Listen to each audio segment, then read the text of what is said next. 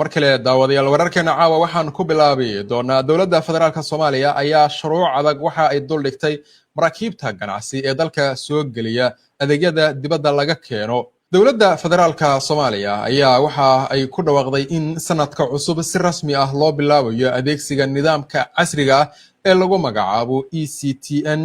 Electronic Cargo Tracking Number kaasi oo lagu maamuli doono laguna diiwaangelin doono dhammaan alaabaha dibadda ka yimaada ama ka dhoofaya dekedaha dalka. tani ayaa noqotay shuruuc qasab ah oo si buuxda uga dhaqan galaysa dhammaan dekedaha Soomaaliya waxaana la sheegay in nidaamkani uu qayb ka yahay dadaalada dowladda ee lagu xoojinayo hufnaanta kor u qaaditaanka dakhliga dekedaha iyo casriyeynta maamulka badda kaasi oo dhigaya shuruuc adag oo saameyn doonta dekedaha Soomaaliya. wasaaradda dekedaha iyo gaadiidka badda xukuumadda Soomaaliya oo iyadu soo saartay sharcigan cusub ayaa sheegtay in ECTN uu muhiim u yahay amniga iyo dhaqaalaha dalka maadaama uu suurto gelinayo in shixnad kasta si hore loo diiwaan geliyo inta aan laga soo kicin dekedaha caalamiga ah. tani waxa ay dowladda Soomaaliya sheegtay inay sahlayso sida warka uu dhigayo wasaaraddu soo saartay in la ogaado nooca alaabta halka ay ka timid iyo cidda iska leh taasi oo ka hortagaysa soo degista hubka sharci darrada ah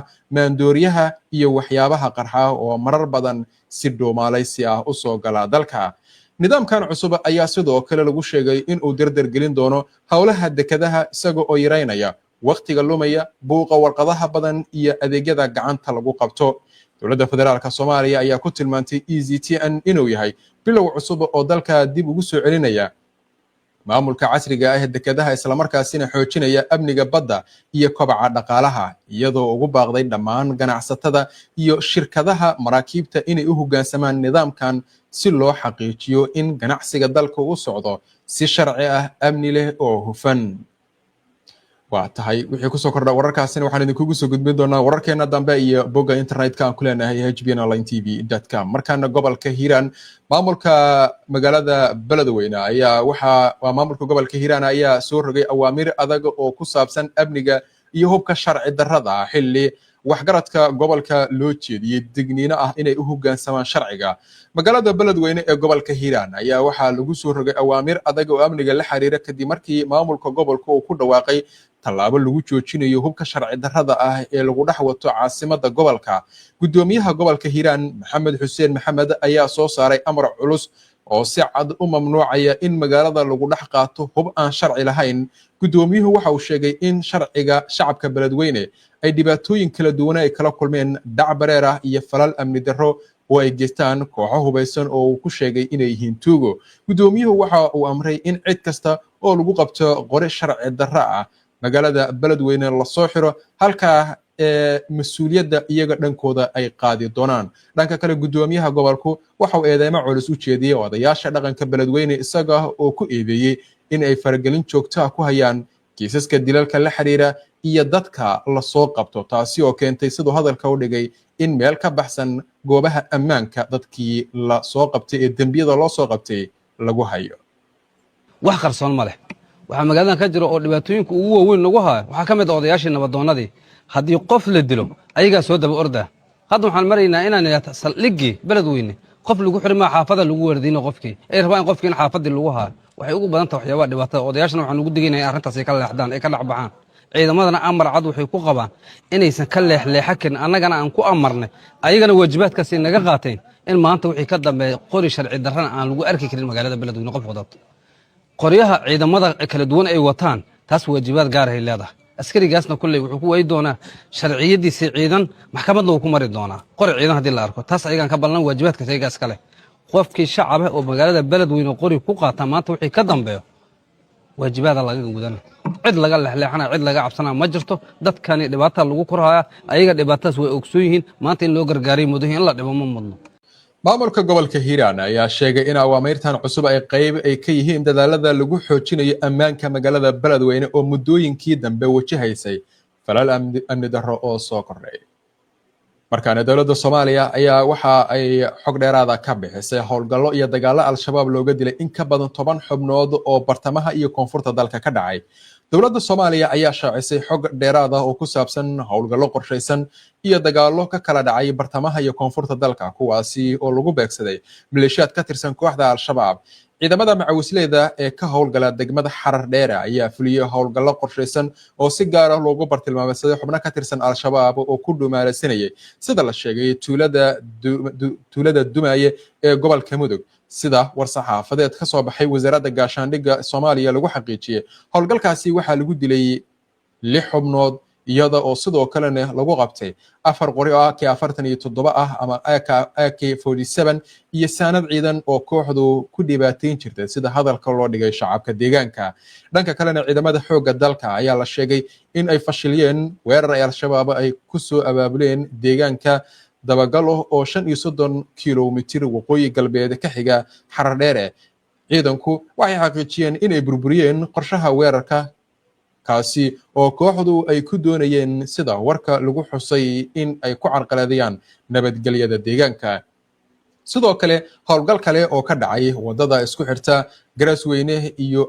iyo Moragabe oo 30 kiiloomitir galbeedka uga beegan degmada Xudur ee gobolka Bakool ayaa lagu dilay 5 xubnood oo kale oo ka tirsan al-shabaab bayaanka wasaaradda ayaa lagu tilmaamay in dadkaasi ay ku jireen horjoogayaal muhiim ah iyadoo ciidamadu gacanta ay ku dhigeen 2 qore oo AK-47 ah iyo saanad ciidan oo kale wasaaradda gaashaandhigga Soomaaliya ayaa waxa ay soo bandhigtay magacyada horjoogayaasha howlgallada lagu dilay kuwaasi oo lagu kala magacaabo